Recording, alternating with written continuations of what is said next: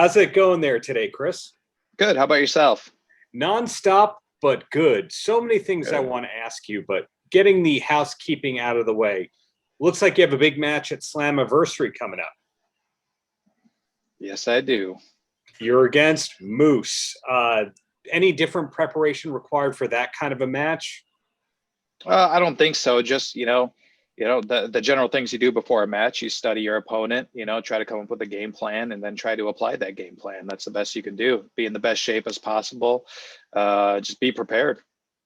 Sounds like all those boxes are checked. So I was, looking at your history, and you're kind of like the youngest veteran possible, given your age and experience. It's like, is he the youngest old person on the planet or the oldest young person on the planet? That's kind of the age where you're at this point. But one thing I couldn't figure out, is there anything you haven't accomplished yet in wrestling that you're still hoping to?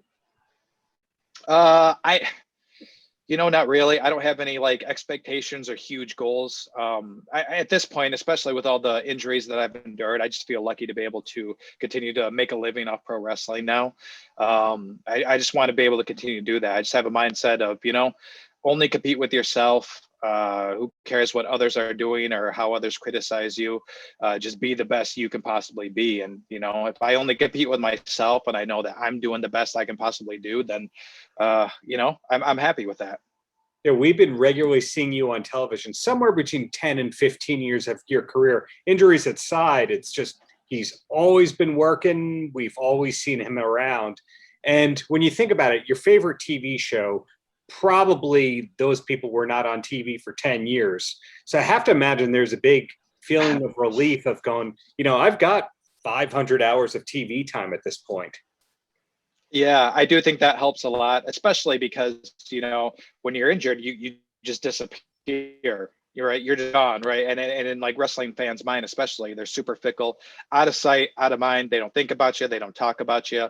So luckily I have like this, quite a big, many years of work that I've been able to condition the fans' mind that I'm a part of pro wrestling. Chris Sabin is a part of pro wrestling, even if you haven't seen him for a year. So yeah, putting the work in and putting the time in definitely helped. But in your case, a lot of the people I speak with, they just do one thing. All you can ask them is about the one project that they do. But your musical past, your musical background is even more interesting to me than the wrestling. Is the band, the High Crusade, still active? Because I know you got an album out right before COVID hit.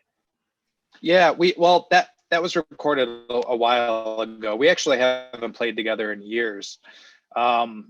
It might have 8-9 years at this point. So yeah, but that was a second album that we never had a chance to release. We never actually completely finished it. There were some parts that we won, but we just never got around to finalizing it and everything. So we figured might as well just release it, might as well put it out there and see what, see if people like it with how it is. So we didn't know if we would get back together at all, at this point. So might as well just throw it out there. I liked it. A song like Take Aim has Misfits vibes to it in a good way, the good era of the Misfits. So have you been playing music otherwise with the band being inactive? No, not really. I haven't been, I played guitar for a hobby, growing up. Then I got into bass for the band, like tried to learn how to play bass. And then, it's a couple of years. I don't know, man. I just I put down my bass and I haven't picked it up in a while. So you reminded me I need to pick it up again, actually. Who is the band that made you want to pick up a guitar or even a bass in the first place? Oh, man. Probably just the bands I would hear like riding around with my dad in the car, like you listen to classic rock. So I do like Creedence Clearwater Revival and Pink Floyd and Led Zeppelin and the Doors and all these guys. And, I just the sound and thought it was cool, man. Just thought it was cool. Music is awesome. Anytime I speak to somebody who knows music and is from Michigan, I have to ask about Grand Funk Railroad, because here, dialing in from Long Island, New York, Billy Joel is like a 5 to 10, top 5, top 10 kind of artist. 2, 4, 6, 8. 2, 4, 6, 8. I think we got the voice of God dialing into this call. Anyway, Grand Funk Railroad seems to be like this top 5 band in Michigan, but as a regional band elsewhere. Do I have that correct, that they're one of the biggest bands ever in Michigan? They're extremely popular. They're no Bob Seger in Michigan. You know what I mean? But yeah. I'm not. Yeah, yeah. Got it. So it started with classic rock. Was it Van Halen and Kiss beyond Creedence? Not really. No, not really. I wouldn't say. I would say more like 70s, 60s and 70s. That's the kind of classic rock because when I was growing up riding my dad, it was still the 80s. So classic rock at that time was 60s, 70s stuff. I was curious about that because for me, it started off with what was just on the radio. And then I heard Green Day, and then that was my punk rock entryway. And then you get into Rancid, and you find about Operation Ivy, and then you find out, well, there was the Ramones and the Misfits and all that before that. Who is the group that was your gateway into punk rock? Oh, I would say probably NoFX. I would say that was probably the first punk band I think I ever heard was NoFX, and it was the album Punk and Drublick. I mean, I think that was like the first, and then from there, yeah, I discovered other punk bands like Rancid and the Ramones and Misfits and all that. But yeah, I think, my buddy Matt had Punk and Drublick, and I remember listening to it, just thinking it was awesome. So I'm surprised you'd want to play bass after hearing NoFX as your entry kind of band because those bass parts are hard. They're fast. There's a lot of fills. There's a lot of notes. Well, I was never that good at guitar, and the other members of the band were way better at guitar than me. So I was just good at Guitar Hero. So that kind of translates a little bit to bass guitar, a little more than regular guitar. Yeah, I've heard with Guitar Hero and Rock Band, the drummers are the people who do the best in that game because it's more rhythmic and repetitive hand motion oriented. I could see that. I wish they would come out with some new Rock Band and Guitar Heroes. I loved those games. Amen. Rocksmith and all those.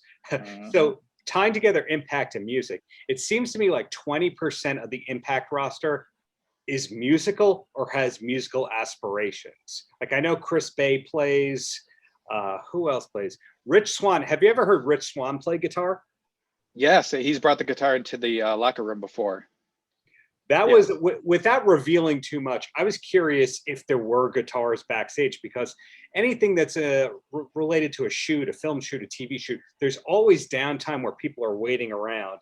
And it's always, they bring a dog, they bring a guitar, etc. But I didn't know if that translated to me. Well, Rich Swann will bring his guitar sometimes and Eric Young will bring his dog sometimes. So both those are covered. There you go. Do you find any people on the roster besides your tag team partner are musical adversaries? Who else is in your band? Petey Williams was in your band? Yep, Petey Williams, and then there was 2 non-wrestler guys that were in it. Got it. So is there anyone else on the roster who you can comfortably talk music with that you'll trust them with control of the radio?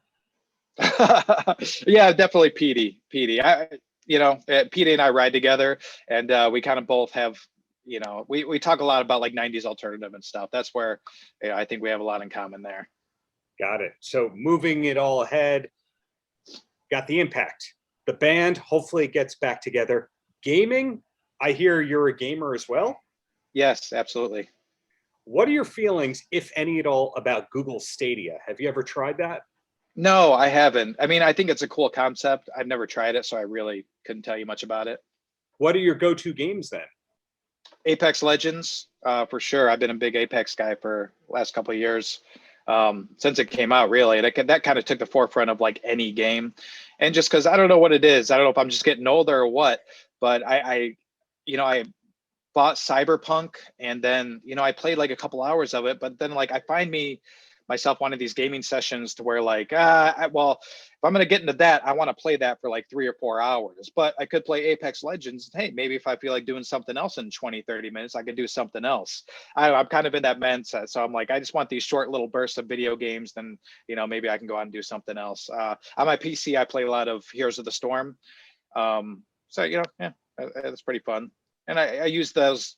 The games are also like I'll play Apex Legends with my brothers, and I'll play Heroes of the Storm with like some of my buddies that live in Texas or live in Chicago or something like that. So it's a way to stay in touch while at the same time play video games. So totally agreed on Cyberpunk. I was super excited when it was coming out that Refused was somehow in there, or they did music for it, but I don't know if I ever got far enough to know if it was music by Refused.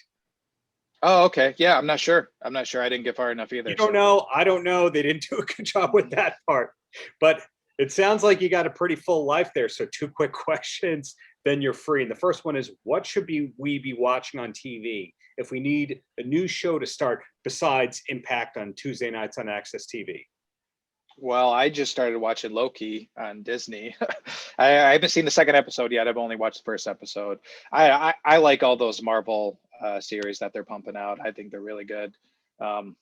Yeah, other than that, I don't know. Something I'll throw on like Chopped or something, for some background noise or something like that. So the Food Network or something, other than that, I don't watch a ton of TV. I'll just wait for series to come out, and watch those. But there you go. And the closer, any last words for the kids?